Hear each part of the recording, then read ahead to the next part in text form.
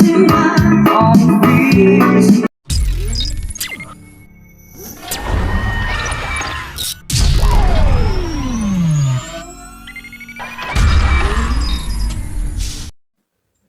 mga bro, bali ito na yung D60 amplifier natin. Ayan, titistingin na natin mga bro. Pero bago natin testingin mga bro ay papakita ko muna sa inyo yung connection ng speaker saka tweeter mga bro. Ayan.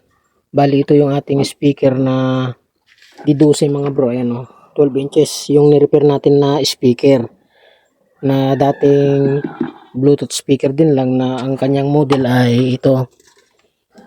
KTS 1163 yung kanyang model dati. Yan, nasira na yung kanyang makina. Yan. Bali, binilan na lang natin ng bagong makina na D60 mini amplifier. Ayan.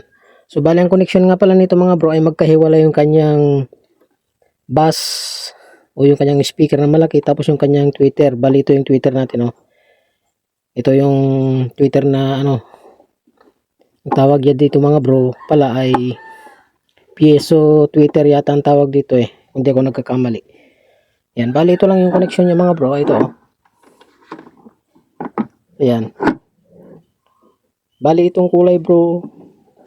Mga bro, itong kulay blue ay ito yung speaker natin, yung bass natin. Ito naman yung tweeter natin.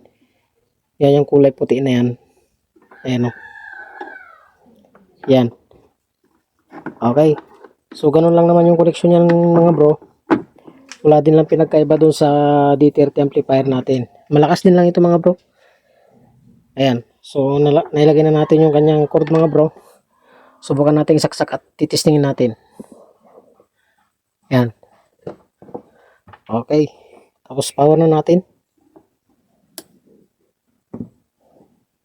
Ayun, power na The siya. Bluetooth device is ready to pair.